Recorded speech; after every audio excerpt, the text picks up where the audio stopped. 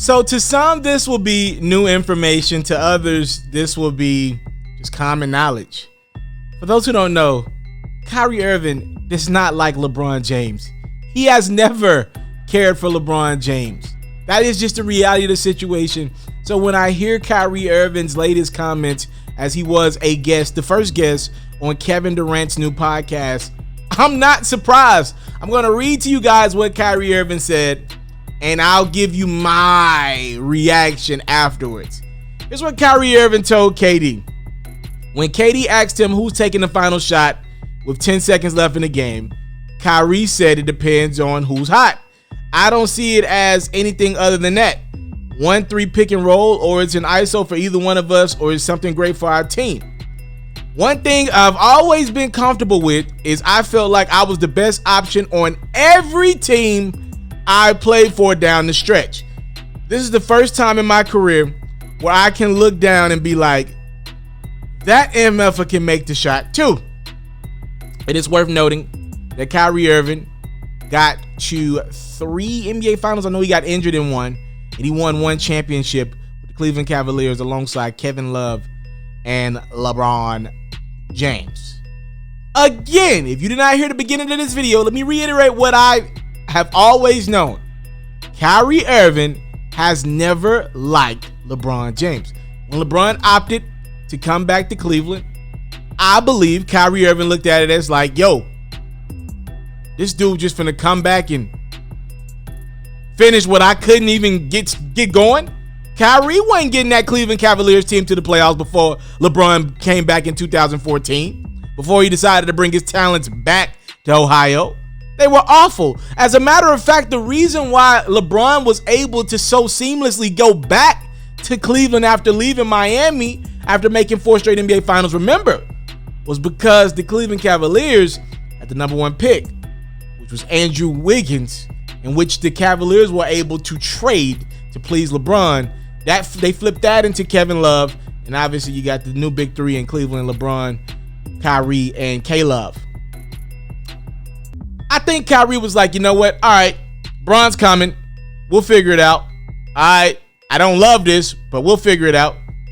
Bron comes in, and you realize when LeBron is in your town, he is the system. Although I will admit, so far in the playoffs for the Lakers, LeBron has been much more of a piece to the puzzle than just the actual only piece to the puzzle, and everybody else just kind of got to figure their way out. He's allowing AD to step up and be the guy for the Lakers. But overall, at that time in Cleveland, LeBron was the system. And not only was he the system on the court, but a lot of people don't understand with LeBron is he's the system off the court. A lot of his guys got looks. The J.R. Smiths of the world, the Iman Shumperts of the world, the Richard Jeffersons, the Channing Frys. A lot of these guys are friends of LeBron. So you look up and down your roster, and half the roster is Rich Paul clients. I can understand why Kyrie Irving is upset. A lot of people don't understand this or know this part. I know this one. I know this one on the low. Kyrie's 2 close friends were Iman Shumpert and Jordan McRae at one time. They were like roommate buddies on the road. I know Jordan McRae because he went to Tennessee. I covered him at Tennessee. The Cavaliers let go Jordy Mack, and they ended up moving on from Iman Shumpert. They brought in like more LeBron guys, and then ended up, and I think that bothered Kyrie. I think that was the final straw. Remember, Kyrie was talking about how he wanted to be in Cleveland long term, and how him and Bron can win for years, all that mess. And then all of a sudden, he randomly tells the Dan Gilbert and the Cleveland Cavaliers ownership group, "I want out. Get me out of here." That really happened. A lot of people are going to make this about LeBron James and Kyrie Irving saying, like, "You look, every time I'm on the court, I feel like I was the only one up until this point. I feel like I was the best one to close it, the only guy that could close a game." That's, to my knowledge, that's untrue. Kyrie Irving has had minimal success at best without playing with a guy by the name of LeBron James. A lot of people are going to make this about Bron. All LeBron fans are going to say, yo, this dude, this, that, all that. It's going to be about LeBron today. It's going to be Kyrie Irving takes another diss at LeBron James. It is what it is. LeBron's in the finals right now. He's on the Lakers. He's the most popular athlete of the sport. It is what it is. I looked at this differently, though. I saw something totally different. I didn't think LeBron should be the guy that feels the most slighted today. This is not Kyrie's first season in Brooklyn. This is not Kyrie's first season post Cleveland.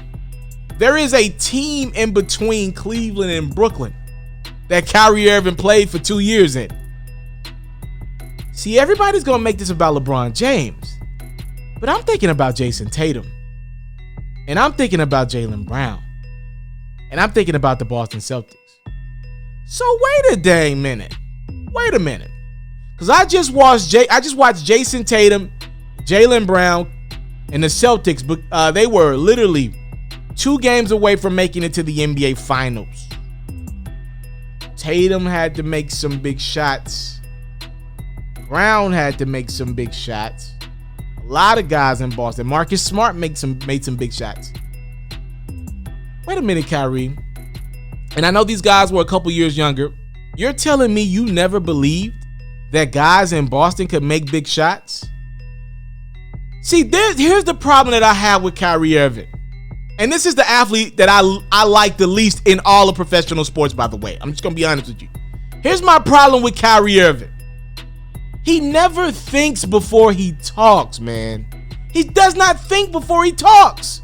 That's been his kryptonite his entire career.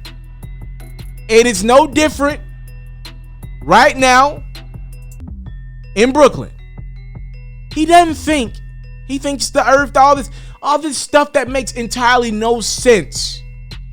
Kyrie, why were you in Boston? Because when you were in Boston, you were talking about how so happy you were to be there and how you wanted to be there long term. Now all of a sudden, you never had a guy in Boston that you could believe could make a shot like you down the stretch. What do you think about Jason Tatum? Because I think the world of Jason. I think the guy's going to be a perennial all-star in this league. I think he's got a chance at being top 5 in the game in a few years from now. I really believe that. You don't believe that he could take and make big shots? If you didn't believe in your teammates that somebody else outside of you could go make a big shot, even though you were unavailable for your team in the playoffs one of those 2 years that you was in Boston, if you don't believe in your teammates, that team never had a chance. Now looking back on that Celtics run that team had when Kyrie was there, that team never had a chance. Kyrie didn't believe in them. And I don't even know if he genuinely believes in Kevin Durant, because it looks like he never believed in LeBron James. If he don't believe in LeBron, the guy that's winning rings and making it to the finals year in, year out, I mean, who's to say he ain't going to think the same thing about Kevin Durant 2-3 years down the line if this doesn't work out? And Kyrie, I want to just throw this out to you, my brother. You playing a dangerous game, saying, I finally got a guy that can close games. And y'all, Kevin Durant, you and the podcast y'all doing, y'all better win. Because if y'all come up short with all this talk, Kevin Durant did podcast after podcast. He did so many podcasts in the last year. He just said, forget it, I'm just finna create one. He did so many podcasts in the last calendar year. He was like, you know what? I'm gonna just make my own. I talk so much. And that's fine. It is what it is. Kyrie, now you talking about how the Nets don't have a head. What? Y'all gonna coach by a team? What? You never had a closer? What? If you're telling me Kyrie was the closer of Cleveland, I'll even give you that. But to act like LeBron wasn't capable of making any shot on the court, it's irresponsible. He made game winners next to Kyrie Irving. I'm sorry, the truth is the truth. Kyrie literally thinks in the moment and nothing else. And I think that's gonna hurt him. Y'all, look, everybody, people hit me up and they were like, yo, we disagree with you. Remember when the bubble first started and Kyrie Irving was like, yo, Kyrie was like, I don't think we should be playing. I think we're going to take away from the issues. And I was like, yeah, I think Kyrie Irving is 100% right about that.